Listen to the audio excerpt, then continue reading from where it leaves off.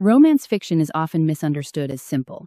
In truth, it has one of the most demanding architectures in all of storytelling. Today, we are exploring the architecture of letting someone in. Let's start with the genre itself. Romance runs along two axes at the same time. The first axis is heat. At one end, you have sweet, closed-door stories. At the other end, you have explicit, erotic ones. The second axis is structure. On one side sits tightly conventional category romance, where the beats are nearly fixed and the happily ever after is contractual. On the other side sits upmarket romance, where the relationship still drives the book, but the prose and plot have more room to wander. Where you land on both axes determines what you owe the reader by the last page. A closed-door category romance and an explicit upmarket one make different promises about the same core thing. Love is possible, and this book will prove it. So what does the reader actually want? Underneath the contract is reassurance. Reassurance that being fully seen by another person is survivable, and that the risk of exposure can be met with something better than rejection.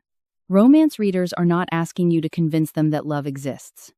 They are asking you to prove that one specific kind of risk pays off. The risk of handing someone the blueprint of your damage. This is why romance tolerates almost any external plot, but cannot tolerate a hollow internal one. A reader will forgive a thin mystery subplot. They will not forgive a relationship that resolves without the vulnerability that made it worth reading. Now, let's look at the hallmarks of the genre. First is the meet-cute, where chemistry and conflict are established in the same breath. Next is the almost, where proximity exists without contact, and tension is held just short of resolution.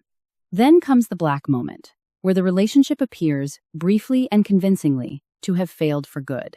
After that is the grand gesture, a visible, costly act that proves the internal change is real, not just claimed.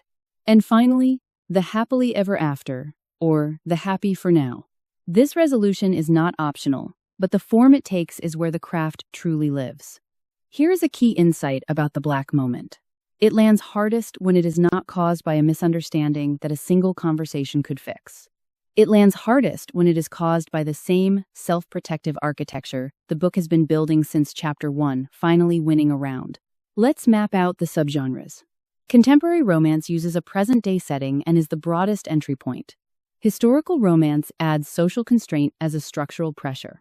Paranormal and fantasy romance, often called romantasy, lets world-building share the load with relationship development. Romantic suspense uses danger to force proximity and raise the stakes. Small-town and category romance is tight, fast-moving, and reliably structured. LGBTQ+ romance cuts across every subgenre, holding the same core contract and the same craft requirements. An erotic romance makes heat level a primary structural element, not just texture. Within these subgenres, certain plot shapes appear again and again. In enemies to lovers, antagonism converts to attraction, without erasing the original friction. In friends to lovers, the risk is the friendship itself, so what is lost if it fails is larger than usual. In Second Chance, history exists before page 1, and the obstacle is what already happened. In forced proximity, circumstance removes the option of avoidance. And in marriage of convenience or fake relationship, a practical arrangement becomes real, and the lie they maintain for others becomes the lie they stop telling themselves. The characters follow recognizable arcs too. In The Walls Come Down, self-protective architecture is dismantled specifically and at cost, not casually abandoned.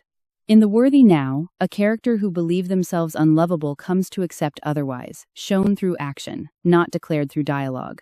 In The Risk Taken, a character who has always avoided vulnerability chooses it deliberately. And in Mutual Healing, common in dual point-of-view romance, each character repairs something specific in the other, and that interlock is visible on the page. Romance also blends naturally with other genres. It pairs well with thriller, fantasy, historical fiction, and mystery. In each case, you must decide which genre is dominant and structure around that primary genre's requirements. But romance also fights with some genres. Horror requires emotional withholding, which sits directly against romance's required emotional availability. A horror-romance hybrid has to decide, scene by scene, which need takes precedence. Literary fiction resists neat resolution, which can undercut the happy ending requirement. Unless you are deliberately writing toward women's fiction, which permits a bittersweet ending that romance proper does not, So how should you start the story? Introduce your point of view character's emotional state, showing what is missing or wrong before romance enters. Establish their romantic readiness or resistance. Ground the world in its social context. Hint at the romantic conflict that will make this connection difficult. And show what makes them lovable, because readers need to want good things for this person first. Meet cute timing is flexible.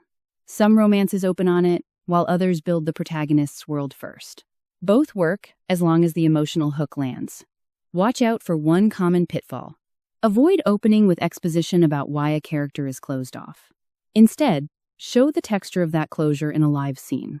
Tell the reader nothing the next scene could show them instead. Finally, here is an exercise. Take your protagonist's self-protective architecture. Answer 3 questions, 1 sentence each. What does maintaining it cost them? Specifically, who in this story is inconveniently able to see past it? And what, exactly, are they afraid that person will see? Answer those honestly, and you will have found the true heart of your romance.